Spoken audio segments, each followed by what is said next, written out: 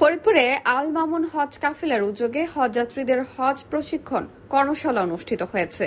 ফরিদপুর প্রতিনিধি জাকিব আহমেদ জাক জানান, বুধবার সকালে শহরের স্বপ্নছোহ কমিউনিটি সেন্টারের হল রুমে এই প্রশিক্ষণ কর্মশালার আয়োজন করা হয়। এ সময় বাংলাদেশ মাজলিসুল মুফাসসিরিন ফরিদপুর জেলা শাখার সহ সভাপতি মাওলানা ইউনুস আলী মোল্লার সভাপতিত্বে প্রধান অতিথি হিসেবে উপস্থিত ছিলেন রাজবাড়ীর পাংশা সিদ্দিকিয়া ফাজিল মাদ্রাসার প্রিন্সিপাল আলহাজ মাওলানা আবু আল্লাহ ইব্রাহিম। এছাড়া বক্তব্য রাখেন বাহাদুরপুর আলিয়া মাদ্রাসার সাবেক হেড মাহাদ্দিস মাওলানা মোফাজ্জল হোসাইন, বাংলাদেশ ইসলাম প্রচার পরিষদের প্রতিষ্ঠাতা সভাপতি ও আলহাজ মামুন হজ কাফেলার প্রধান উপদেষ্টা মুফতি আবু বকর সিদ্দিক আদ্দাও।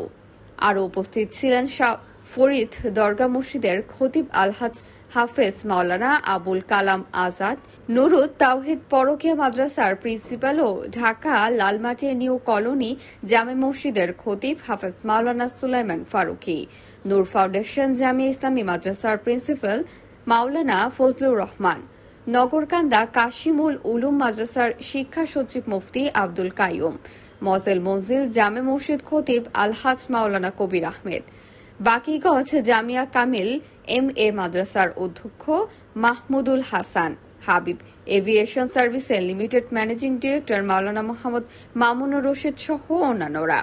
প্রশিক্ষণে হজের নিয়ম কানুন, আবাসন, পরিবহন, চিকিৎসা, কুরবানি সহ নানা গুরুত্বপূর্ণ বিষয়গুলো অবহিত করা হয়। ফরিদপুরে আল মামুন হজ কাফেলার মাধ্যমে এবছর নিবন্ধিত 252 জন ব্যক্তি পবিত্র হজে অংশগ্রহণ করছেন।